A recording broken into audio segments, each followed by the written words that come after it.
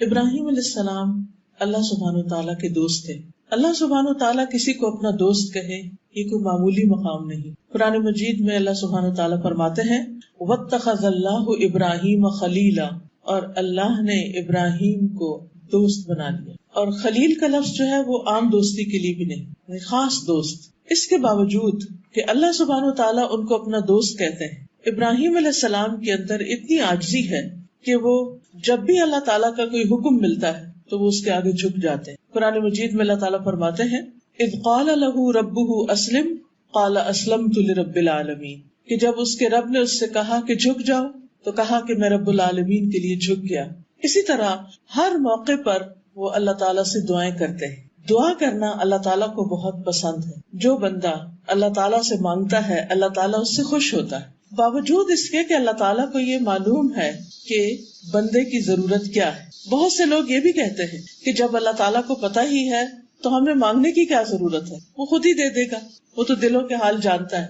کوئی شک نہیں وہ جانتا ہے، لیکن اس کے باوجود وہ اس بات کو پسند کرتا ہے کہ بندے اس سے مانگے، اور جب کوئی اس سے نہیں مانگتا وہ تو ناراض ہوتا ہے. اس کے برعکس ہم دیکھتے ہیں کہ انسان جب انسانوں سے مانگتا ہے تو انسان ناراض ہوتے ہیں. قریبی رشتوں سے بھی اگر آپ کچھ مانگنا شروع کر دیں تو وہ بھی نظریں پھیر لیں گے. انسان سب سے زیادہ اپنے ماں باپ کے قریب ہوتا ہے. شادی کے بعد اگر بیٹیاں ایک دفعہ ماں باپ کے پاس جاتی ہیں کچھ مانگنے کے لیے، دوسری دفعہ جاتی، تیسری دفعہ، تو وہ کہتے ہیں کہ روز ہی تم آ جاتی، اب تمہارا اپنا گھر ہے، اپنا کام خود چلاؤ.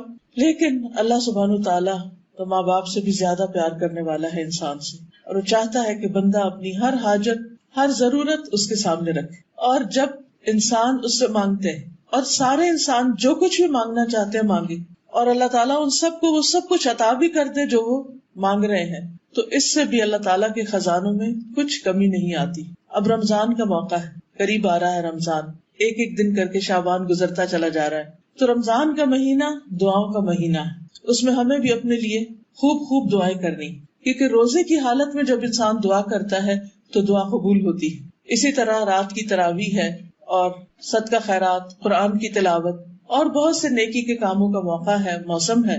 تو نیکی کا کوئی بھی کام کر کے انسان جب اللہ تعالیٰ سے دعا کرتا ہے تو دعائیں قبول ہوتی. دعا کرنا دراصل اس بات کا اظہار ہوتا ہے کہ اے اللہ میں عاجز ہوں، میں فقیر ہوں، میں محتاج ہوں، اور بادشاہ تو ہی ہے، دینے والا تو ہی ہے. اسی لیے ہم دیکھتے ہیں کہ دعا کو عبادت کا نچوڑ کہا گیا ہے، کہ ساری عبادت کی ٹاپ پر ہے. اور ویسے بھی جو بھی ہم عبادت کرتے ہیں اس کے بعد دعا مانگتے ہیں. رمضان مبارک کے بارے میں قرآن مجید میں جہاں پر ذکر کیا گیا ہے کہ رمضان کے روزے فرض کیے گئے ہیں، تو اس کا اختتام ان آیات پر ہوتا ہے وَإِذَا سَأَلَكَ عِبَادِي عَنِّي فَإِنِّي قَرِيبٌ أُجِيبُ دَعْوَةَ الدَّاعِ إِذَا دَعَانِ فَلْيَسْتَجِيبُوا لِي وَلْيُؤْمِنُوا بِي لَعَلَّهُمْ يَرْشُدُونَ. وَإِذَا سَأَلَكَ عِبَادِي عَنِّي، جب آپ سے میرے بندے میرے بارے میں پوچھیں کہ اللہ کہاں ہے، وہ سنتا ہے یا نہیں، کیا وہ ہماری دعائیں سنے گا، تو انہیں بتا دیجئے فَإِنِّي قَرِيبٌ، کہ میں تو یقیناً قریب ہوں، بالکل قریب ہوں. باوجود اس کے کہ وہ اپنے عرش پر ہے، لیکن وہ ہلکی سے ہلکی آواز حتیٰ کہ دل میں اٹھنے والے خیالات تک سے وہ واقف ہے. قرآن مجید میں اللہ تعالیٰ فرماتے ہیں وَلَقَدْ نَعْلَمُ مَا تُوَسْوِسُ بِهِ نَفْسُهُ، ہم یہ بھی جانتے ہیں کہ انسان کے نفس میں، انسان کے دل میں کیا خیالات اٹھتے ہیں، تو وہ بہت قریب ہے. اجیب دعوت الداعی اذا دعانی، میں جواب دیتا ہوں دعا کرنے والے، پکارنے والے کی پکار کا جب بھی وہ مجھے پکارتا ہے. دن کو پکارتا ہے، رات کو پکارتا ہے، آہستہ آواز میں پکارتا ہے، بلند آواز سے پکارتا ہے، دل ہی دل میں پکارتا ہے، وسپر کرتا ہے، کہیں پر بھی پکارتا ہے. میں اس کی دعا سنتا ہوں اور میں اس کا جواب دیتا ہوں کہ بندے میں نے سن لی تیری دعا. فَلْيَسْتَجِيبُوا لِي، بس چاہیے کہ وہ بھی میری بات مانے. یعنی اگر بندے یہ چاہتے ہیں کہ اللہ تعالیٰ ان کی دعائیں قبول کرے تو بندوں کے اوپر بھی ایک ذمہ داری عائد ہوتی، اور وہ ذمہ داری کیا ہے کہ وہ بھی اللہ تعالیٰ کی اطاعت کرے. اب دیکھیے کہ کسی بھی ریلیشن شپ میں دو طرفہ معاملہ ہوتا ہے. کوئی بھی ریلیشن شپ ہارڈلی ون سائیڈڈ ہوتا ہے، وہ تو ریلیشن شپ بنتا ہی نہیں. تو اللہ سبحانہ تعالیٰ اور بندے کے درمیان جو ریلیشن شپ ہوتا ہے وہ بھی اسی طرح اسٹرانگ ہوتا ہے جب انسان اللہ تعالیٰ سے اپنا تعلق ڈیولپ کرے اور پھر اسی سے دعا کرے اور پھر اس کی طرف سے قبولیت کی بات آئے. تو بہرحال انسان جب اس سے مانگتا ہے اور وہ سنتا ہے تو وہ چاہتا ہے کہ ہم بھی اس کی سنیں.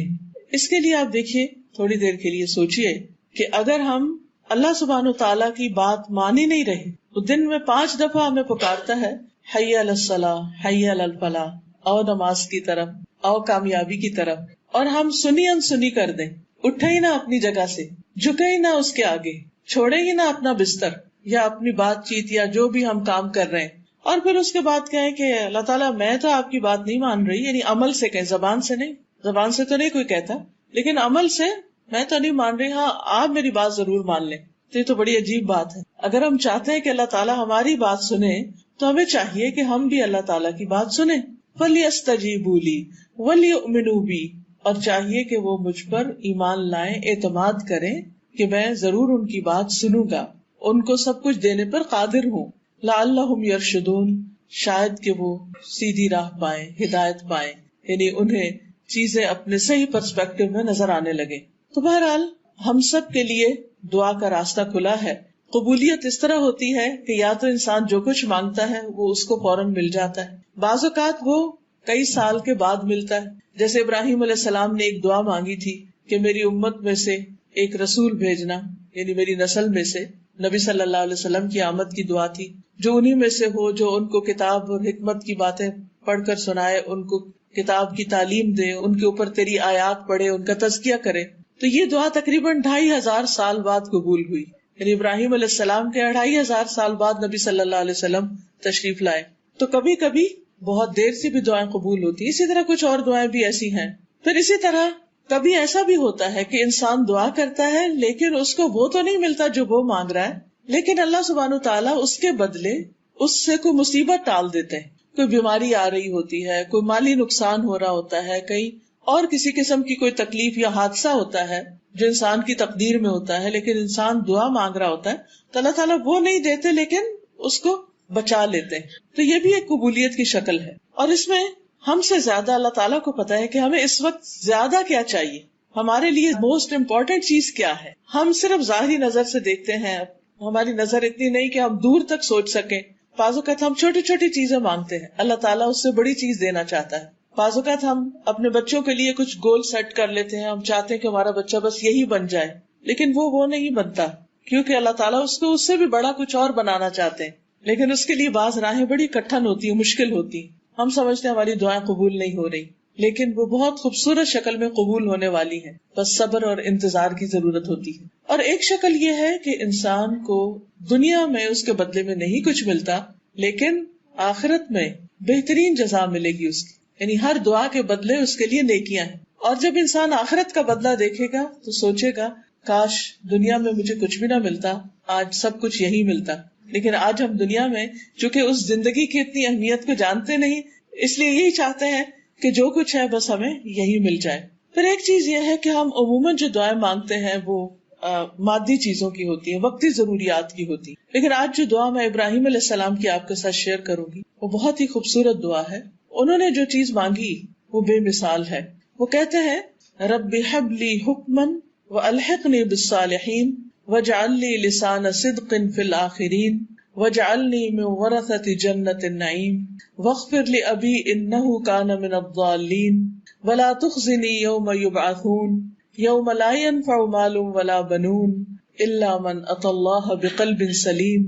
کہتے رب ہب لی حکما، اے میرے رب مجھے حکمت عطا کر، مجھے نفع مند علم عطا کر، والحقنی بالصالحین اور مجھے صالحین کے ساتھ ملا دے، نیک لوگوں کی مجلس عطا کر، واجعل لی لسان صدق فی الآخرین اور بعد والوں میں میرا ذکر خیر جاری کر دے، واجعلنی من ورثۃ جنۃ النعیم اور مجھے جنت النعیم کے وارثوں میں شامل کر دے، واغفر لأبی میرے باپ کو بخش دے، انہ کان من الضالین بے شک وہ بھٹکے ہوئے لوگوں میں سے تھا، ولا تخزنی یوم یبعثون اور مجھے رسوا نہ کرنا اس دن جب سب لوگ دوبارہ اٹھائے جائیں گے، یوم لا ينفع مال ولا بنون جس دن مال اور بیٹے کام نہ آئیں گے، الا من اتى اللہ بقلب سلیم مگر جو اللہ کے پاس سلامت دل لے کر آیا. تو سلامت دل جو ہے یہ انسان کو وہاں پر فائدہ دے گا. تو بہرحال اس دعا میں بہت ہی جامع دعا ہے اور ہم سب کو بھی اپنے لیے مانگنی چاہیے. یہ سورۃ الشعراء کی آیت نمبر 83 سے آنورڈز یہ دعا موجود ہے. قرآن مجید میں بھی آپ دیکھ سکتے ہیں، دعاؤں کی کتابوں میں بھی عام طور پر یہ دعا پائی جاتی ہے. سب سے پہلی چیز جو مانگی گئی وہ ہے رب ہب لی حکمن، اللہ مجھے حکم عطا کر، حکمت عطا کر، فیصلے کی قوت عطا کر، فائدہ مند علم عطا کر۔ یاد رکھیے عربی زبان بہت وسیع زبان ہے، اس میں ایک لفظ کے اندر کئی کئی معنی چھپے ہوئے ہوتے ہیں۔ جب انہوں نے حکم کا لفظ کہا تو اس میں حکمت بھی ہے، اس میں علم بھی ہے، اور اس میں وہ تمام چیزیں ہیں جو صحیح فیصلے سے تعلق رکھتی۔ آپ دیکھیے کہ ہماری زندگی ہر وقت ہمارے فیصلوں کی محتاج ہوتی، ہمیں ہر کام میں ایک ڈیسیژن لینا پڑتا ہے۔ کچھ فیصلے بڑے بڑے ہوتے ہیں، کچھ فیصلے چھوٹے چھوٹے ہوتے ہیں۔ ہمارا عمل، ہمارا ایکشن یا لائن آف ایکشن وہی ہوتی ہے جو ہمارا فیصلہ ہوتا ہے۔ اگر فیصلہ غلط ہو جائے تو انسان غلط مقام پہ جا پہنچتا ہے۔ ایک چھوٹی سی مثال سے آپ دیکھیں کہ مثلاً آپ گاڑی چلا رہے ہیں اور اس وقت آپ اندازے سے ایک غلط موڑ مڑ جاتے ہیں، یہ بھی آپ کا ایک فیصلہ تھا، آپ کا خیال تھا کہ شاید ادھر سے شارٹ کٹ ہو، جلدی پہنچ جاؤ، لیکن ہوتا کیا ہے کہ وہ آپ کو اتنا زیادہ گھما دیتا ہے کہ آپ اصل وقت سے بھی بہت دیر سے پہنچتے ہیں۔ اب یہ آپ کا فیصلہ تھا، اپنی چوائس تھی۔ ہمارے فیصلے ہماری چوائس کے ساتھ ہوتے ہیں۔ اللہ سبحانہ وتعالیٰ نے ہم میں سے ہر ایک کو چوائس دی ہے۔ ہم جب صحیح چوائسز بناتے ہیں تو اس کا نتیجہ بھی صحیح ہوتا ہے، پھر ہمارا ایکشن بھی صحیح ہوتا ہے، پھر اس ایکشن کا جو ری ایکشن ہے یا اس کا جو ریزلٹ ہے یا جو اس کا نتیجہ نکلنے والا ہے وہ بھی بہترین ہوتا ہے۔ مثلاً ہم یہاں اس وقت آئیں یا نہ آئیں یہ بھی ہمارا ایک فیصلہ تھا، یہاں بیٹھ کر سنیں یا نہ سنیں یہ بھی ہمارا ایک فیصلہ ہے، یہاں سے جو کچھ ہم سنیں اس کو یاد رکھیں یا نہ رکھیں یہ بھی ایک فیصلہ ہے۔ یہ سارے فیصلے ہمارے اپنے ہوتے ہیں اور ہمارے دل کے اندر ہی اندر، اپنی سوچوں کے اندر ہی اندر بہت کچھ ہو رہا ہوتا ہے اور ہم پھر سوچتے جاتے ہیں اور کچھ نہ کچھ کرتے چلے جاتے ہیں۔ تو اللہ تعالیٰ سے یہ دعا مانگنی چاہیے کہ اللہ تعالیٰ میں جو بھی فیصلہ کروں، چھوٹا کروں یا بڑا کروں، وہ اچھا فیصلہ کروں، درست فیصلہ کروں، فائدہ مند فیصلہ کروں۔ پھر آپ دیکھیے کہ حکم کا ایک معنی حکمت ہے، وزڈم۔ عربی میں حکمت کہتے ہیں صحیح جگہ پر صحیح کام کرنا، right decision at right place, right time, یعنی رائٹ ٹائم پر رائٹ ڈیسیژن۔ پھر اس میں بھی حکم اور حکمت میں، فیصلے اور حکمت میں ایک کنیکشن ہے کہ رائٹ ٹائم پر رائٹ ڈیسیژن لینا، ہر چیز کو اس کی اپنی اصل جگہ پر رکھنا، یہ حکمت کہلاتا ہے۔ اللہ سبحانہ وتعالیٰ قرآن مجید میں فرماتے ہیں یؤتی الحکمت من یشاء ومن یؤت الحکمت فقد اوتی خیرا کثیرا، وہ حکمت عطا کرتا ہے جس کو وہ چاہتا ہے، اور جس کو حکمت مل گئی اس کو بہت بڑی بھلائی نصیب ہو گئی، اس کو بہت بڑی خیر مل گئی۔ یعنی جو انسان عقل مند ہے، سمجھدار ہے، صحیح سوچ رکھتا ہے، پازیٹیو تھنکنگ رکھتا ہے اور صحیح فیصلے کرتا ہے تو اس کو زندگی گزارنے کا ایک بہترین طریقہ ہاتھ آ جاتا ہے۔ اب دیکھیے کہ کس موقع پر کتنی بات کرنا ہے، کسی غم کے موقع پر غم کتنا منانا ہے، کسی خوشی کے موقع پر خوشی میں ایکسائٹمنٹ کتنی ہونی چاہیے، کیا کرنا ہے کیا نہیں کرنا، شادی بیاہ کے معاملوں میں کہاں شادی کرنی ہے نہیں کرنی، شادی کے موقع پر کیا خرچ کرنا ہے کیا نہیں کرنا، بچوں کو تعلیم دینی تو کتنی دینی، کیا نہیں دینی، ایون بچوں کی تربیت میں ان کے ساتھ معاملہ کرنا تو کیسے کرنا ہے، کس وقت ان کے ساتھ نرمی کرنی ہے، کس وقت ان کے ساتھ سختی کرنی ہے، کس وقت ان کو چھوڑ دینا ہے اور کس وقت ان کو پکڑنا ہے، یہ سب کچھ حکمت پر مبنی ہے۔ بعض اوقات ہم کھانے کی میز پر بیٹھ کر بچوں سے حساب کتاب شروع کر دیتے ہیں، کہاں گئے، کیا کیا، کیا پڑھا، کیا نہیں پڑھا، یوں لگتا ہے جیسے اس وقت ہماری قید میں آتے ہیں اور پھر ہم ان کے ساتھ جیسا چاہیں کریں۔ حالانکہ کھانا کھانے کا وقت ایسا نہیں کہ جس میں انسان کوئی تلخ بات کرے یا ایسی بات کرے کہ جس سے لوگ قریب آنے کی بجائے اور دور ہو جائیں۔ وہ ہلکی پھلکی بات چیت کرنے کا وقت ہوتا ہے، بڑے بڑے فیصلے کرنے کا وقت نہیں ہوتا۔ لیکن بعض اوقات ہم جلد بازی میں یا غصے میں یا پہلے ہی ہم نے کچھ سوچ کے رکھا ہوتا ہے اس کے مطابق ہم اپنی گفتگو وہیں سے شروع کرتے ہیں، وہیں سے کام خراب ہو جاتا ہے۔ بعض اوقات آپ نے دیکھا ہوگا بچے کھانا چھوڑ کے اٹھ جاتے ہیں، پاؤں پٹکتے ہوئے اب جا کے دروازہ بند کر لیتے ہیں، چلے جاتے ہیں، کبھی گھر میں کھانا ہی نہیں کھاتے۔ پھر کبھی ایسا بھی ہوتا ہے کہ ماں باپ کے رویے سے تنگ آ کر وہ ماں باپ کے ساتھ بیٹھنا ہی نہیں چاہتے، گلنا ملنا ہی نہیں چاہتے، بات سننا ہی نہیں چاہتے۔ یہاں تک کیوں نوبت پہنچتی؟ کیونکہ بعض اوقات ہم اس حکمت سے کام نہیں لیتے کہ جس سے پیار، محبت، صبر، برداشت کے ساتھ ہم ان کی تربیت کر سکیں۔ کبھی تھوڑی سختی کی ضرورت ہوتی ہے ہم زیادہ کر جاتے ہیں، کبھی فرم ہونے کی ضرورت ہوتی ہے ہم ان کو ڈھیلا چھوڑ دیتے ہیں، کبھی ایک بات کرنے کی ضرورت ہوتی ہے ہم 10 باتیں کہہ جاتے ہیں، اور کبھی بات کی ضرورت ہوتی ہے اور ہم کچھ بھی نہیں کہتے۔ تو یہ سب کچھ کیا ہے؟ حکمت سے تعلق رکھتا ہے۔ یہ بھی اللہ سبحانہ وتعالیٰ کی دین ہوتی ہے، یہ بھی توفیق ہوتی ہے۔ اس پر اللہ تعالیٰ سے دعا کرنی چاہیے کہ اللہ ہمیں صحیح وقت میں صحیح بات کرنے کی توفیق عطا فرما، صحیح فیصلوں کی توفیق عطا فرما۔ اسی طرح آپ دیکھیں باقی معاملات میں بھی جو کچھ ہم کام کرتے ہیں، مثلاً اگر ہم کوکنگ کر رہے ہیں، ایک چائے کا کپ بھی اگر ہم نے پکانا ہے تو آپ دیکھیے اس کو بھی اگر پانی کو زیادہ ابال دیں گے تو کیا ہوگا، کم ابالیں گے تو کیا ہوگا، پتی زیادہ ڈال دیں گے تو کیا ہوگا، کم ڈالیں گے تو کیا ہوگا، دودھ زیادہ ڈال دیں گے تو کیا، کم ڈالیں گے تو کیا. ان ساری چیزوں کا اس چائے کے کپ پر اثر پڑ رہا ہے. یہ سارے فیصلے تو ہمارے ہی، ہم نے کیا کرنا ہے. لیکن اگر ہم ہر چیز کو ایک بیلنس کے ساتھ صحیح مقدار میں کریں گے تو وہ چیز فائدہ مند ہوگی، زیادہ لذیذ ہوگی. کوئی بھی چیز ہم کر رہے ہیں تو یہ سب چیزیں حکمت سے تعلق رکھتی ہیں، فیصلوں سے تعلق رکھتی ہیں، اور ان سب کے پیچھے علم کی ضرورت ہوتی ہے. اب مثلاً ایک ڈاکٹر کے پاس آپ جاتے ہیں تو وہ آپ کے لیے دوائی پرسکرائب کرتا ہے، نسخہ لکھتا ہے آپ کے لیے. وہ جو اس وقت وہ سمجھ رہا ہے آپ کو، آپ خود بھی اپنے آپ کو نہیں سمجھ رہے ہوتے کہ اس وقت مجھے کیا چاہیے، مجھے کون سی میڈیسن کھانی چاہیے، کتنی کھانی چاہیے، کب تک کھانی چاہیے. یہ آپ کے بہاف پر ڈیسیژن کون لیتا ہے؟ ڈاکٹر لیتا ہے، اور اسی کو لینا چاہیے. کیوں؟ اس لیے کہ اس کے پاس علم ہے، وہ علم جو میرے پاس نہیں ہے. تو زندگی میں صحیح فیصلے کرنے کے لیے صحیح علم بہت ضروری ہے. اسی لیے حکمن کا ایک معنی علم نافع بھی کیا گیا ہے، فائدہ مند علم. اور فائدہ مند علم وہی ہوتا ہے جو زندگی میں ہمارے کام آئے. بعض اوقات لوگوں کے پاس بڑی بڑی ڈگریاں ہوتی ہیں کہ بالکل ایک چھوٹی سی بات سمجھنا سمجھانا ان کو مشکل ہوتا ہے. کامن سینس بعض اوقات مسنگ ہوتی. یہ سب چیزیں بھی ہمیں اللہ تعالیٰ سے مانگنی چاہیے کہ اللہ تعالیٰ ہمیں صحیح علم عطا کر، حقیقی علم عطا کر، جس کی وجہ سے ہم اس زندگی میں صحیح فیصلے کر سکیں.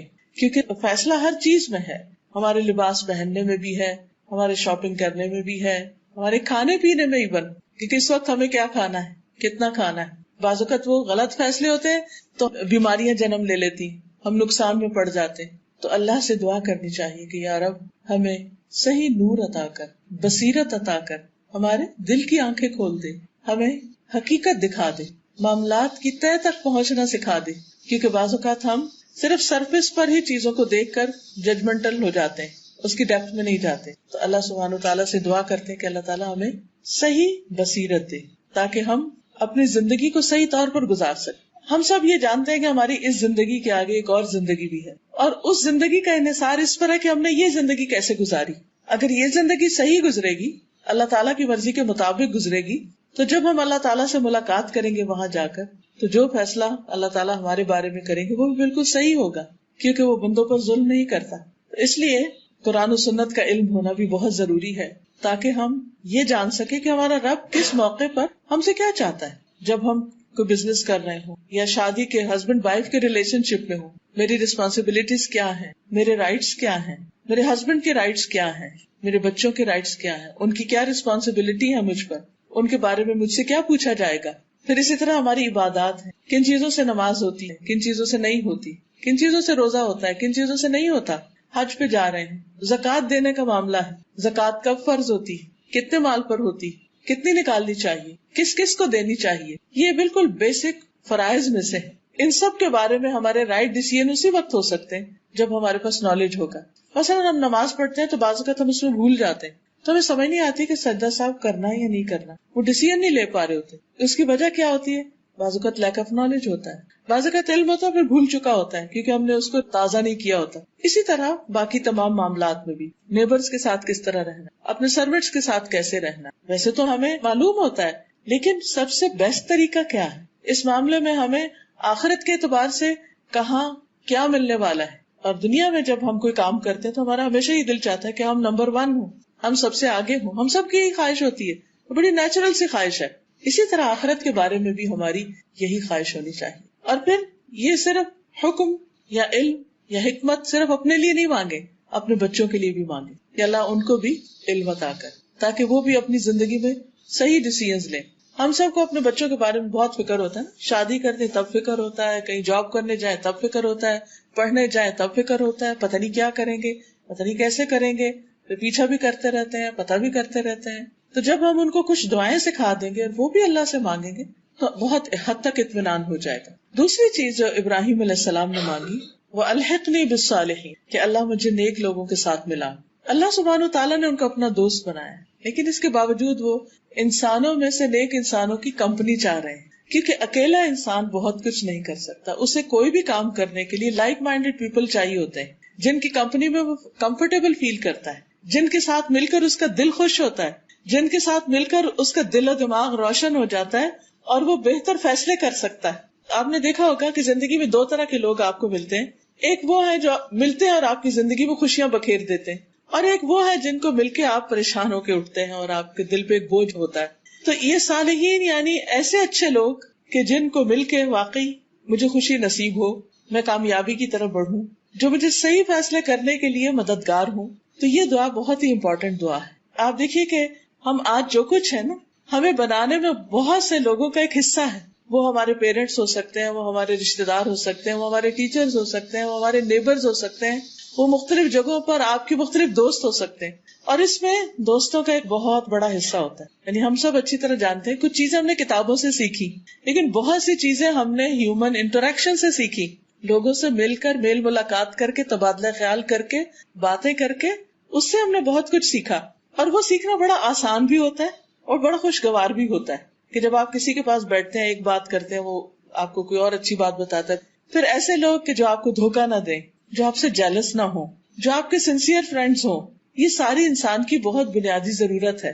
یہ بھی اللہ سے مانگنی چاہیے. اور نہ صرف یہ کہ عام انسانوں کو، بلکہ پیغمبروں کے لیے بھی یہ کہا گیا. نبی صلی اللہ علیہ وسلم کو حکم دیا گیا وَاصْبِرْ نَفْسَكَ مَعَ الَّذِينَ يَدْعُونَ رَبَّهُمْ بِالْغَدَاةِ وَالْعَشِيِّ يُرِيدُونَ وَجْهَهُ وَلَا تَعْدُ عَيْنَاكَ عَنْهُمْ تُرِيدُ زِينَةَ الْحَيَاةِ الدُّنْيَا. اور اپنے آپ کو روک کر رکھیے، اپنے آپ کو ملا کر رکھیے ان لوگوں کے ساتھ جو اپنے رب کو صبح و شام پکارتے ہیں، جو اللہ کا چہرہ چاہتے ہیں، اور آپ ان سے اپنی نگاہ نہ ہٹائیے. یعنی آپ کو کیا حکم دیا کہ کن لوگوں کی کمپنی اختیار کیجیے؟ جو اپنے رب کو یاد کرنے والے. کیونکہ جب آپ ایسے لوگوں کے ساتھ بیٹھیں گے تو وہ آپ کو اللہ کی یاد دلائیں گے. اور اللہ کی یاد ایسی چیز ہے کہ جس سے دلوں کو اطمینان ہوتا ہے، جس سے دل خوش ہوتے ہیں، جس سے انسان کو سرور ملتا ہے. تو اچھی کمپنی، اچھے دوست زندگی کی خوبصورتی. اور نہ صرف یہ کہ زندگی میں، بلکہ مرنے کے بعد بھی. اچھے دوست مرنے کے بعد بھی کبھی نہیں بھولتے انسان، وہ دعاؤں میں یاد رکھتے ہیں. جبکہ مرنے کے بعد سب سے زیادہ انسان کو دعاؤں کی ضرورت ہوتی. اچھے دوست قیامت کے دن بھی نہیں بھولتے، وہ اپنے دوستوں کی تلاش میں ہوں گے. حتیٰ کہ ایک روایت میں یہ آتا ہے کہ جب جنت والے جنت میں چلے جائیں گے اور جہنم والے جہنم میں چلے جائیں گے تو ایک شخص اپنے رب سے کہے گا کہ یا رب، میرا ایک دوست تھا دنیا میں اس کو یہاں نہیں دیکھ رہا اور اس کے بغیر میرے یہاں رہنے میں مزہ نہیں. تو اسے پتا چلے گا کہ اس کا وہ دوست تو جنت میں جانے کی بجائے وہ جہنم میں جا چکا، کسی بھی وجہ سے جو بھی ہو. تو وہ سفارش کرے گا کہ یا رب، میرے اس دوست کو وہاں سے نکال دے، اسے بھی میرے ساتھ جنت میں پہنچا دے. تو اچھے دوست نہ صرف یہ کہ دنیا کی مشکلات میں کام آتے ہیں، آپ کے غم اور دکھ بانٹتے ہیں، آپ کے دلوں کا بوجھ دور کرتے ہیں، آپ کی مدد کرتے ہیں مختلف مواقع پر، بلکہ آخرت میں بھی فائدہ مند ثابت ہوں گے. اسی لیے ہم دیکھتے ہیں کہ یوسف علیہ السلام، جن کو اللہ سبحانہ تعالیٰ نے مصر جیسے ملک کی حکومت عطا کی تھی اور پھر نبوت بھی عطا کی تھی، انہوں نے کیا دعا مانگی جب ان کے پاس سب کچھ تھا کہ فاطر السماوات والارض انت ولی فی الدنیا والآخرہ توفنی مسلما والحقنی بالصالحین. آسمانوں اور زمین کے پیدا کرنے والے اللہ سبحانہ تعالیٰ کو فریاد کر رہے ہیں، انت ولی فی الدنیا والآخرہ، تو ہی میرا دوست ہے دنیا اور آخرت میں. توفنی مسلما، مجھے اسلام کی حالت میں وفات دینا، یعنی میں اس وقت فوت ہوں جب میں تیری اطاعت اور فرما برداری کر رہا ہوں، اچھے کام کر رہا ہوں. کیونکہ انسان کا خاتمہ جس عمل پر ہوگا قیامت کے دن اسی عمل کے ساتھ اٹھایا جائے گا. اگر آپ کی وفات اچھے لوگوں کے ساتھ ہوتی ہے، اچھے ہاتھوں میں ہے، اچھا کام کرتے ہوئے دنیا سے جاتے ہیں. جیسے ایک حدیث میں آتا ہے کہ اگر کوئی شخص احرام کی حالت میں فوت ہو جائے، حج کرنے گیا راستے میں ہی فوت ہو گیا، تو قیامت کے دن وہ اٹھے گا اور تلبیہ پکار رہا ہوگا، اسی حال میں اٹھے گا. اسی طرح اور بھی کچھ لوگوں کے بارے میں آتا ہے کہ جس طرح کی ان کی زندگی ہوگی اسی طرح کے وہ قیامت کے دن اٹھیں گے، یعنی آخری عمل جو ہوگا. تو کہتے ہیں توفنی مسلمن، کہ اللہ مجھے اسلام کی حالت میں فوت کرنا، اس حال میں کہ میں تیرا فرما بردار ہوں. وَأَلْحِقْنِي بِالصَّالِحِينَ، اور مجھے نیک لوگوں کے ساتھ ملا دے. ان کے پاس کس چیز کی کمی تھی؟ نہ دین کی نہ دنیا کی، ہر چیز تھی ان کے پاس، لیکن انہوں نے مانگا تو کیا مانگا؟ اچھے دوست مانگے، اچھی کمپنی مانگی. تو ہم سب کی بھی ایک بہت بڑی ضرورت ہے کہ ہمارے آس پاس کے لوگ، ہمارے ملنے جلنے والے، وہ اچھے ہوں، اس سینس میں کہ ہمارے لیے سنسیئر ہوں. انسان ملتا تو بہت سے لوگوں سے رہتا ہے، لیکن ہم نہیں جانتے کہ وہ ہمارے لیے کیا جذبات رکھتے ہیں اور وہ کس وجہ سے ہماری دوستی چاہتے ہیں. آپ دیکھیے کہ بعض اوقات دوستی کے پیچھے بھی کوئی مطلب ہوتا ہے، اور جب انسان کو پتا چلتا ہے کہ کوئی شخص صرف مطلب کے لیے دوستی کر رہا ہے تو یہ بہت تکلیف دہ ہوتا ہے. اور دنیا میں کئی دفعہ پتا چل جاتا ہے کہ جو سنسیئر دوست ہوتے ہیں وہ ہمیشہ ساتھ دیتے ہیں، اور جو مطلب کے دوست ہوتے ہیں وہ مطلب پورا ہونے کے بعد نظر نہیں آتے. تو جب انسان نیک لوگوں کی دوستی مانگے گا، اچھے لوگوں کی، صالح کا مطلب ہوتا ہے اچھا، نیک، تو پھر وہ ہمیشہ کے لیے آپ کے لیے سنسیئر ہوں گے، آپ کے خیر خواہ ہوں گے، آپ سے سچی محبت کرنے والے ہوں. اور انسان کو اس دنیا میں اور خاص طور پر اس مٹیریلسٹک دور میں، یعنی ہمیشہ سے لوگوں کے اندر دنیا کی ایک محبت رہی ہے، لیکن آج کا دور میں کچھ زیادہ ہو گئی ہے یہ چیز. شاید ہماری نانی دادی کے وقت لوگ اتنا مٹیریلسٹک نہیں تھے جتنا اب ایک دنیا کی دوڑ لگ گئی ہے. ہر شخص اس دوڑ میں ایک طرح سے شریک ہوتا جا رہا ہے، تو اس میں بعض اوقات رشتوں کی پہچان بھی بھول جاتی. تو ایسے میں انسان جب یہ دعا کرتا ہے تو اس کو خاص خوشی اور سکون حاصل ہوتا ہے. اچھا، بچوں کی تربیت میں بھی آپ دیکھیے کہ اگر آپ کے بچوں کے دوست اچھے ہیں تو آپ بہت ہی خوش قسمت ہیں. پھر آپ کو فکر کی ضرورت نہیں، کیونکہ اچھے دوست ان کو اچھی راہ ہی بتائیں گے، اچھے مشورے دیں گے اور ان کو صحیح راستہ ملے گا.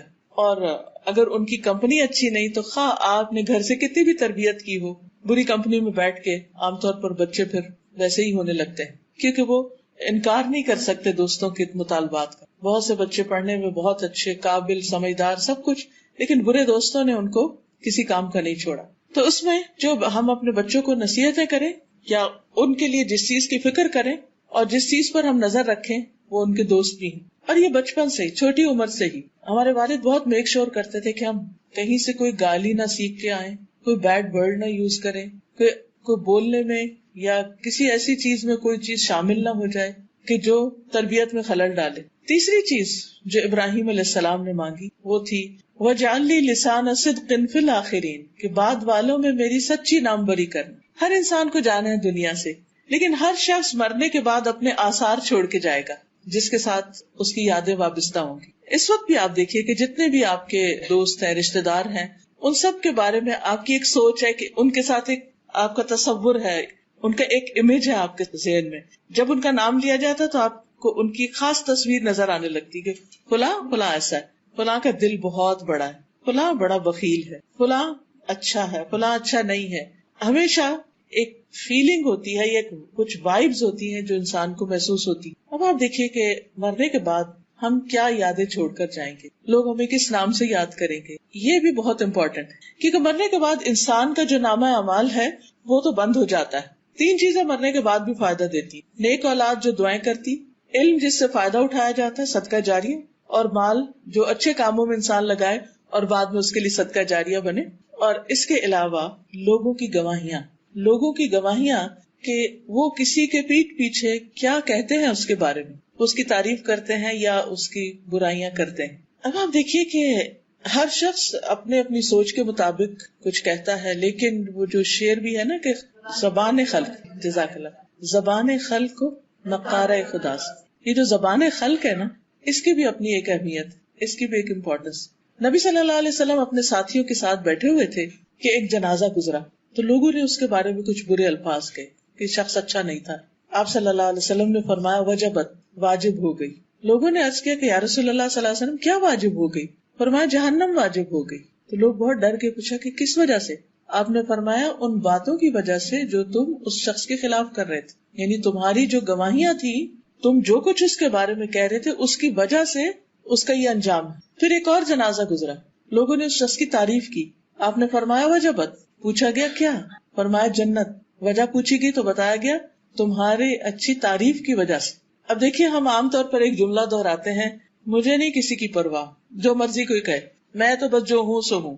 ٹھیک ہے، پرواہ نہیں ہونی چاہیے، انسان کو خود اچھا ہونا چاہیے، اور جب وہ اچھا ہوگا تو انشاءاللہ اللہ تعالیٰ اس کی اچھی شہرت بھی کر دے گا. لیکن یہ ضرور یاد رکھنا چاہیے کہ اللہ تعالیٰ ہمارے آثار بھی لکھ رہے ہیں. سورۃ یاسین آپ سب پڑھتے ہیں، اس میں آتا ہے اِنَّا نَحْنُ نُحْيِي الْمَوْتَى وَنَكْتُبُ مَا قَدَّمُوا وَآثَارَهُمْ. بے شک ہم مردوں کو زندہ کریں گے اور ہم لکھ رہے ہیں جو وہ آگے بھیج رہے ہیں اور جو اپنے پیچھے آثار چھوڑ رہے ہیں، جو ان کے فٹ پرنٹس ہیں، جو پیچھے یادیں چھوڑ کے جا رہے ہیں، جو کام دنیا میں چھوڑ کر جا رہے ہیں. کوئی کتاب لکھتا ہے، کوئی لوگوں کو ٹرین کرتا ہے، کوئی اچھی کنٹریبیوشن کرتا ہے، جو بھی اس کا نام بعد میں رہ جاتا ہے. تو جب تک وہ نام جس حوالے سے بھی باقی ہے، اچھے یا برے سے، وہ اس کے حق میں اجر یا اس کے لیے سزا کا باعث بنتا رہتا ہے. تو ابراہیم علیہ السلام نے اس کی بھی دعا مانگی، اور آپ دیکھیے کہ ابراہیم علیہ السلام کی دعا کتنی اچھی طرح قبول ہوئی کہ اس کے بعد اللہ تعالیٰ نے ان کی نسل میں خیر جاری کی، ان کو اسماعیل اور اسحاق جیسے بیٹے عطا کیے. اسحاق علیہ السلام سے یعقوب علیہ السلام پیدا ہوئے، یعقوب علیہ السلام سے آگے ان کے 12 بیٹے، اور انہی میں سے یوسف علیہ السلام، اور انہی میں سے بنی اسرائیل کی نسل چلی. دوسرے بیٹے اسماعیل علیہ السلام سے نبی صلی اللہ علیہ وسلم پیدا ہوئے، اور دنیا میں آپ کا ذکر خیر جاری ہوا. اب دیکھیے ہم سب اپنی نمازوں میں جو درود پڑھتے ہیں اس میں ابراہیم علیہ السلام کا ذکر خیر کرتے ہیں. یہ ان کی دعا کی قبولیت کا نتیجہ ہے. لاکھوں کروڑوں لوگ ہر روز اپنی نمازوں میں ابراہیم علیہ السلام کے لیے دعا کر رہے ہیں. اللہم بارک، اللہم صلی علی محمد وعلی آل محمد کما صلیت علی ابراہیم وعلی آل ابراہیم انک حمید مجید، اور اللہم بارک علی محمد وعلی آل محمد کما بارکت علی ابراہیم وعلی آل ابراہیم. تو ہر نماز میں ان کا ذکر خیر ہوتا ہے. یہ کیوں ذکر خیر ہوتا ہے؟ ان کی برکتوں کا اور ان پر اللہ کی رحمتوں کا، کیونکہ انہوں نے زندگی میں کام ایسے کیے. اگرچہ انہیں کافی امتحانوں سے گزرنا پڑا لیکن وہ ہر جگہ ثابت قدم رہے اور نیکی پر جمے رہے.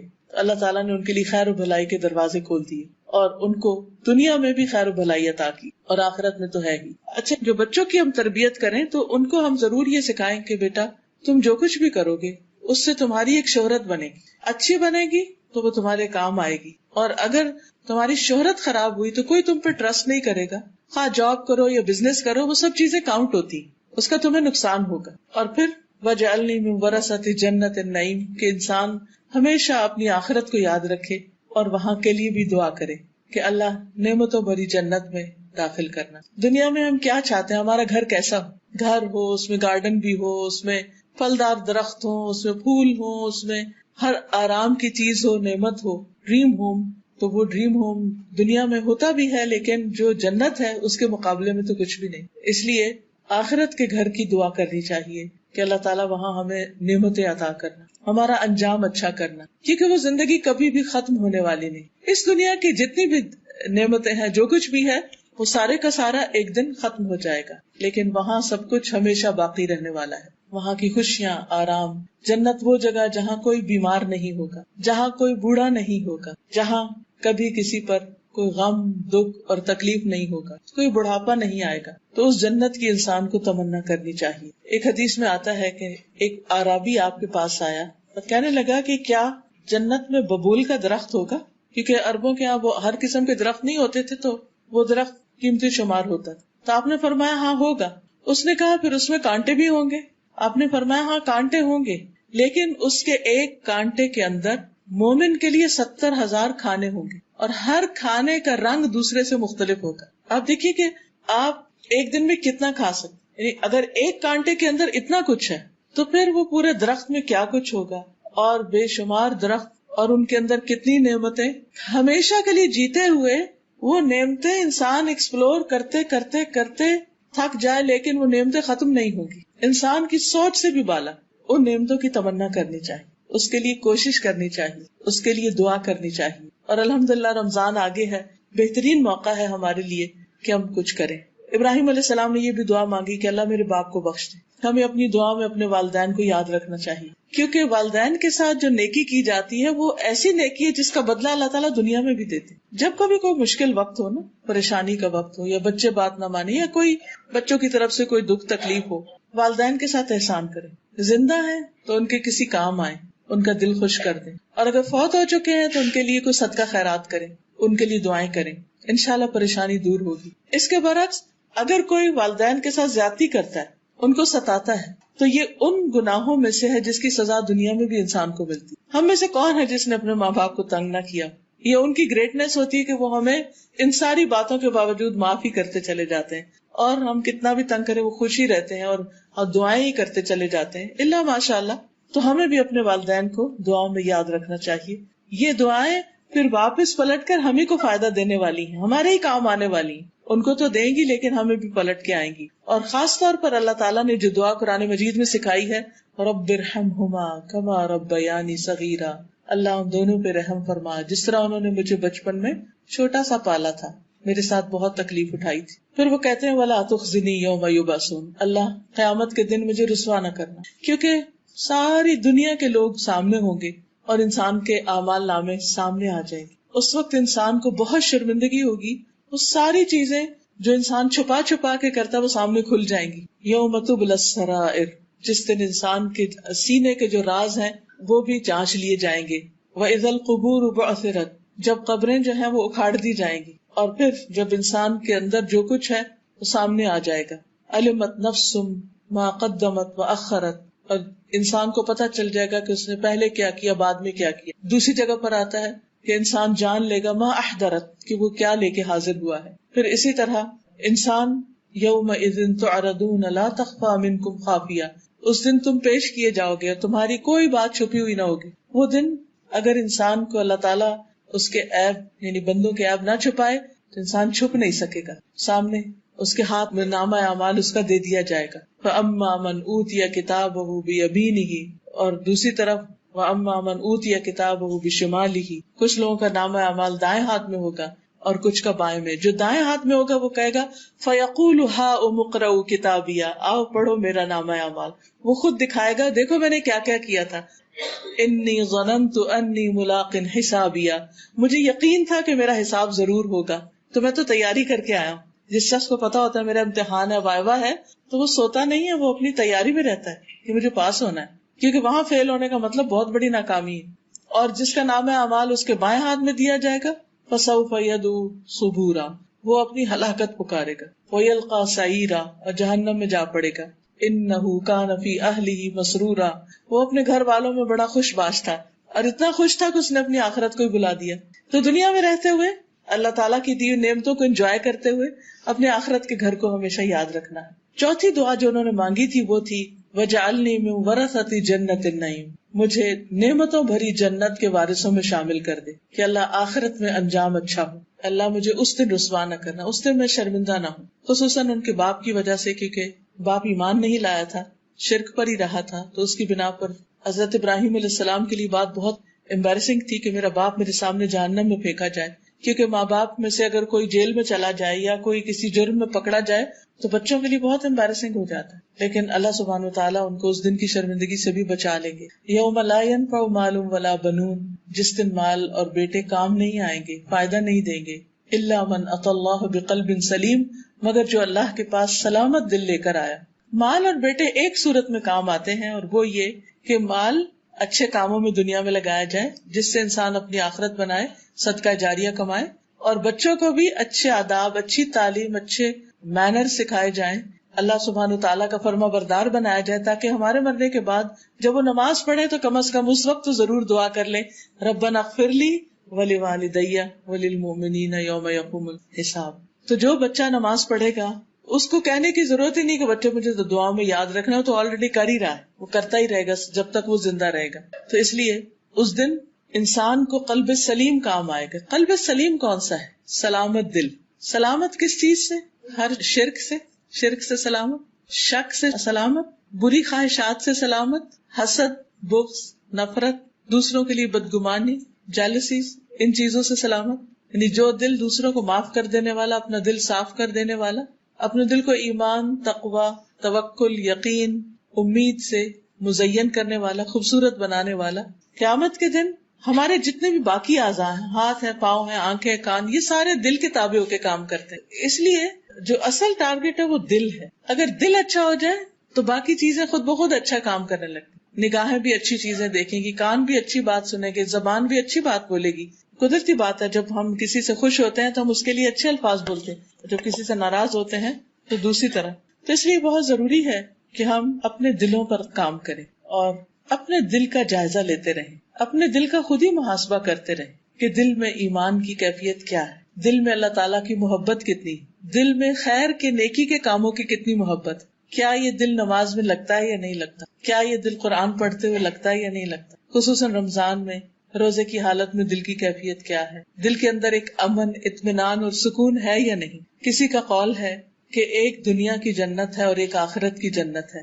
جو دنیا کی جنت میں داخل نہیں ہوا وہ آخرت کی جنت میں داخل نہ ہو سکے گا. اور دنیا کی جنت دل کی خوشی ہے، دل کا اطمینان ہے، دل کا سکون ہے کہ دنیا میں کچھ بھی ہوتا رہے لیکن انسان اپنے اندر ایک اطمینان پائے، ضمیر پر کوئی بوجھ نہ ہو، اپنے رب کو راضی کرتا رہے، بندوں کے حقوق ادا کرتا رہے، تاکہ جب اس دنیا سے جائے تو اچھی حالت میں جائے. جس طرح صحابہ کے لیے اللہ تعالیٰ نے فرمایا رضی اللہ عنہم ورضوا عنہ، اللہ ان سے راضی ہو گیا اور وہ اللہ سے راضی ہو گئے. تو جب انسان اللہ سے راضی ہو جاتا ہے نا، اللہ کے فیصلوں سے راضی ہو جاتا ہے، تو یہ دل سلیم ہو جاتا ہے، اطمینان ہو جاتا ہے. کتنی چیزیں ہماری مرضی کے خلاف ہو رہی ہوتی ہیں نا، لیکن ہم پھر ان کو کیوں قبول کر لیتے ہیں کہ اللہ ہم تجھ سے خیر چاہتے ہیں، لیکن بہرحال جو تیرا فیصلہ ہے وہی میرا فیصلہ، تو جس حال میں مجھے رکھے میں اس پر راضی. رضیت باللہ ربا وبالاسلام دینا وبمحمد نبیا. تو ایسے دل کے ساتھ انسان جب دنیا سے رخصت ہوتا ہے تو قبر کا جتنا بھی عرصہ ہے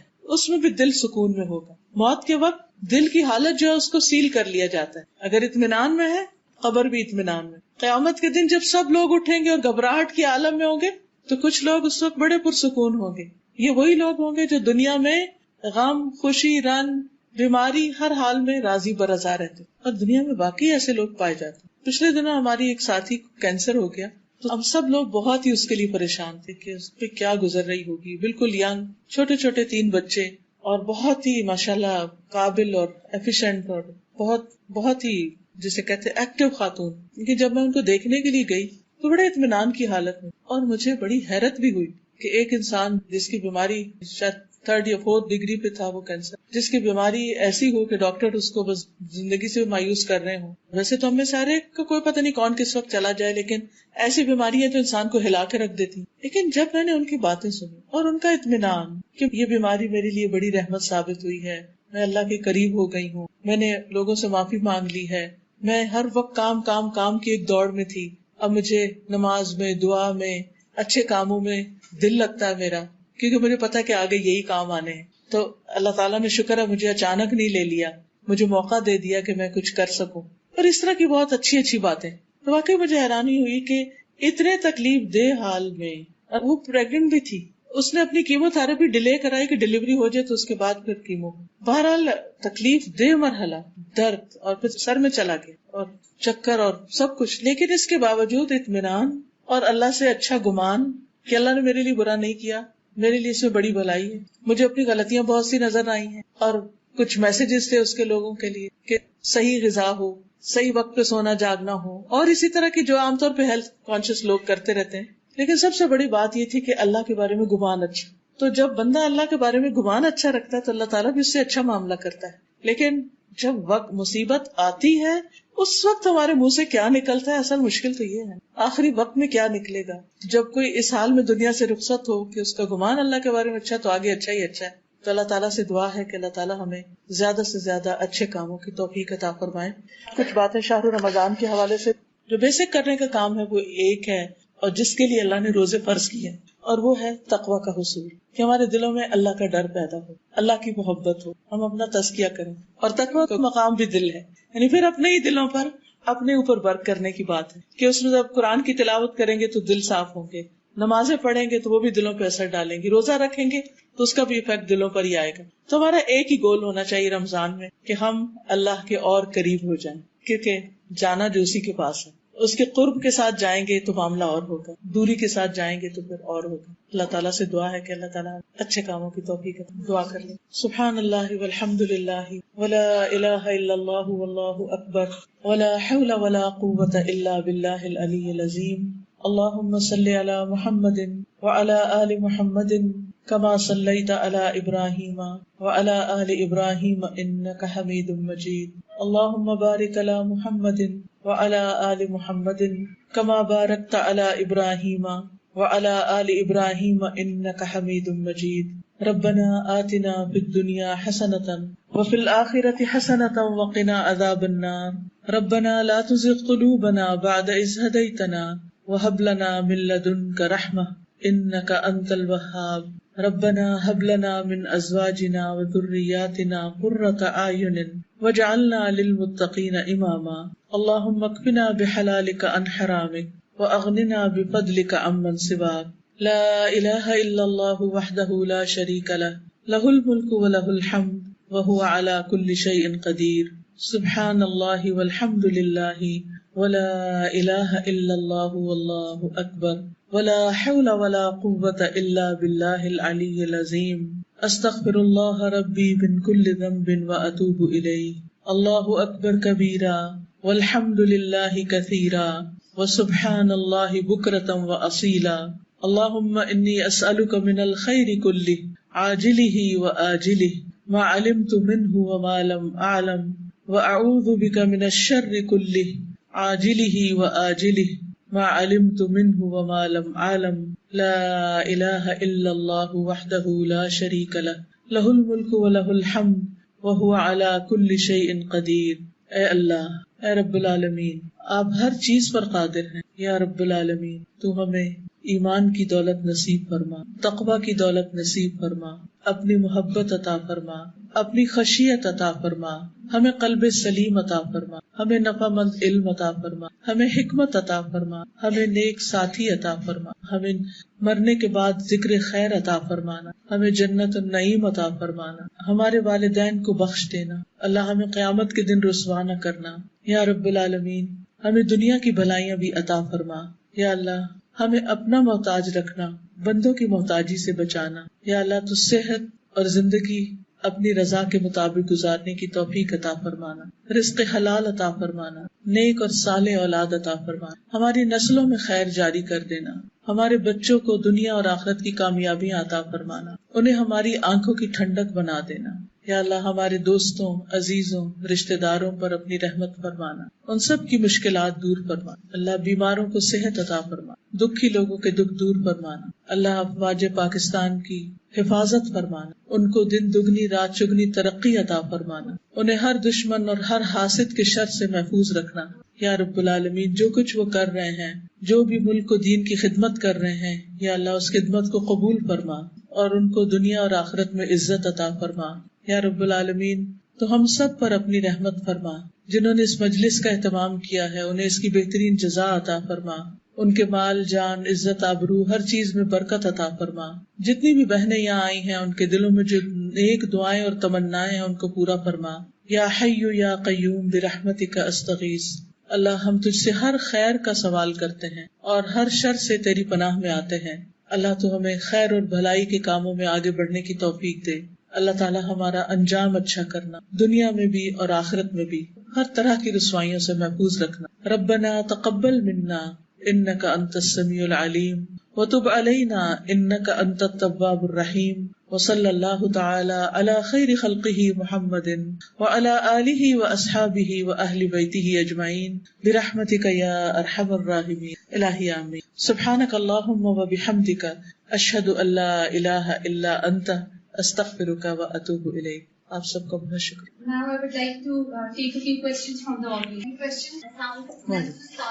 آپ سے سوال ہی کرنا تھا جو آپ نے بتایا جنت اور دوست کا فیصلہ لوگوں کی گواہیوں پہ۔ ڈاکٹر صاحبہ، اکثر جیسے ہم لوگوں کو برے ہی اس میں یاد کر رہے ہیں، بہت کم ہے کہ ہم کسی نیکی کو ریئلائز کریں اور نکالیں، تو اس کا فیصلہ اگر تو وہ صحیح بات کر رہے ہیں پھر تو وہ ویلڈ ہوگی گواہی، لیکن اگر ان کی گواہی ہی جھوٹی ہے، وہ غلط بات کر رہے ہیں جو کہ حقیقت پر مبنی نہیں، تو وہ گواہی ایکسپٹ نہیں کی جائے گی۔ جیسے دنیا کی عدالت میں بھی یعنی ایک معیار ہوتا ہے گواہی کا۔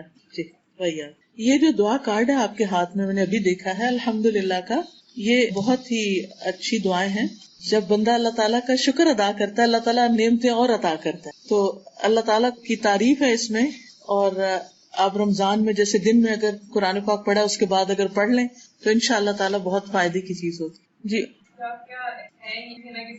دل کی صفائی کے لیے 3 چیزیں بہت فائدہ دیتی۔ ایک قرآن مجید کا پڑھنا اور سمجھنا، کیونکہ قرآن مجید دل پر نازل ہوا ہے نبی صلی اللہ علیہ وسلم، اور قرآن مجید میں آتا ہے شفاء لما فی الصدور، کہ قرآن شفا ہے ان بیماریوں کی جو سینوں میں ہے یعنی دل میں ہے۔ تو دل کی جتنی بھی بیماریاں ہیں ان کے لیے قرآن کا پڑھنا شفا ہے۔ دوسری چیز موت کی یاد۔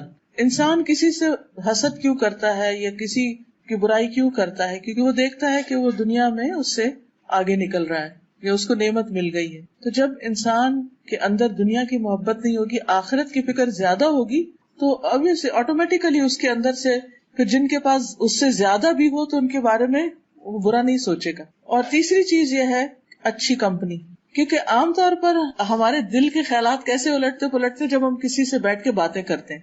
اگر ہماری سوچ منفی ہوگی لیکن دوست کی پازیٹیو ہے تو وہ ہماری منفی سوچ کو بھی وہ ٹھیک کرے گا کہ نہیں تم ایسے نہیں سوچو، اس کو اس اینگل سے بھی دیکھو، وہ اچھی ایڈوائس دے گا۔ تو یہ چیز پھر انسان کے دل کو سلامت رکھتی ہے. اور اگر دوست ایسے ہیں جو ہر وقت کسی کی چغلی کر رہے ہیں, کسی کی غیبت کر رہے ہیں, کسی کی باتیں بتا رہے ہیں, تو پھر وہ باتیں سن کے تو دل کا حال کیا ہوتا ہے, خوشی تھوڑی ہوتی ہے. اور خصوصاً اگر کوئی ہمارے خلاف ہمیں ہی آ کے بتا رہا ہو. آج ہی میں اپنے بیٹے کو کتاب پڑھا رہی تھی, امام غزالی کی کتاب ہے بدایت الہدایہ, عربی کی کتاب ہے لیکن اس میں بہت اچھی اچھی باتیں بھی ہیں. تو اس میں انہوں نے دوست کا دوست پہ حق جو ہے وہ لکھا ہوا تھا, بڑی اچھی ایڈوائسز تھی. تو اس میں ایک بات وہ یہ کہتے ہیں کہ تمہارا دوست وہ سنسیئر نہیں ہو سکتا جو لوگوں کی باتوں کو جو انہوں نے تمہارے خلاف کی وہ لا کے تمہیں پہنچائے اور تمہیں لوگوں سے بدگمان کرے, یعنی تمہارے دل کو دکھائے کہ فلاں تمہارے بارے میں یہ کہہ رہا ہے, فلاں یہ کہہ رہا ہے. تو یہ دوستی کے حق کے خلاف ہے. اچھی بات تو جا کے دوست کو بتائیں, لیکن ایسی باتیں نہ بتائیں جس سے دوست دکھی ہو. ہاں, اگر آپ اس کو کسی شر سے خبردار کرنا چاہتے ہیں تو آپ اس کو اچھے الفاظ میں ایڈوائس دے سکتے ہیں کہ آپ ان لوگوں سے محتاط رہیں, یا کوئی بھی اچھی بات, لیکن تکلیف دینے والی باتیں پہنچائی نہ جائیں. بڑے ہو جاتے ہیں جیسے نماز میں متعدد دفعہ کہا ہے کہ وہ بھی تنگ نہ پڑے, بلانا انہیں یا ان کو نماز کے وقت بہت دفعہ کہنے سے فائدہ نہیں ہے. ان کے ذہن تیار کریں کہ ہم نماز کیوں پڑھیں, ان کو پتا ہونا چاہیے, ان کے دل میں اللہ کی محبت پیدا کریں, ان کو نماز کے فائدے بتائیں, اور یہ اس وقت نہیں جب نماز کا ٹائم ہو. اس کے علاوہ کوشش یہ کریں کہ اپنے بچوں کے ساتھ دن یا رات کا کوئی حصہ ضرور مقرر کریں جس میں ان کے ساتھ اچھی باتیں شیئر کریں, جو اچھی چیزیں پڑھیں ان کو بتائیں. اگر آپ مثلا خود قرآن پڑھ رہے ہیں تو اس میں سے تھوڑی تھوڑی باتیں ان کو بھی بتائیں تاکہ ان کے دلوں میں اللہ کی محبت پیدا ہو. اگر بچوں کے دل میں اللہ کی محبت آ جائے, آخرتی فکر آ جائے, تو وہ ہم سے بھی زیادہ اچھے کام کرنے کے لیے تیار ہو جاتے. پھر کہنے کی ضرورت نہیں تھی. ہاں, چھوٹے ہوتے ہیں, ریمائنڈر دینا پڑتا ہے, لیکن پیچھا نہیں کرنا پڑتا. پھر وہ اس کو اون کر لیتے ہیں اس چیز کو. تو ان کی اچھی تعلیم اور اچھی تربیت جو ہے, جو ایک مسلمان ہونے کی حیثیت سے ہماری ذمہ داری ہے, کیونکہ قیامت کے دن اللہ تعالیٰ ہر ایک سے پوچھے گا کہ اس نے اپنے چھوٹوں کے ساتھ کیسا سلوک کیا, ان کی کیا ذمہ داری نبھائی. تو حدیث میں باقاعدہ ماں کا لفظ آتا ہے, عورت کا لفظ آتا ہے کہ عورت اپنے شوہر کے گھر میں بچوں کی نگران ہے اور اس سے ان کے بارے میں پوچھا جائے گا. اس کا مطلب نہیں کہ باپ کی ذمہ داری نہیں, لیکن ماں کی ذمہ داری زیادہ ہے کیونکہ اس کے درجہ اور مقام بھی 3 گنا زیادہ ہے. بچوں کے سامنے دین کو خوبصورت بنا کے پیش کریں, بوجھ نہ ڈالیں, اسٹیپ بائی اسٹیپ چلیں, تھوڑا تھوڑا بتائیں, ان کی غلطیوں کو اگنور بھی کریں. وہ بھی سیکھ رہے ہیں, پرفیکٹ نہیں ہو سکتے, مایوس نہ ہو ان سے, ان کے لیے دعائیں کریں, صبر سے کام لیں جس طرح ہمارے والدین نے ہمارے ساتھ صبر کیا. جی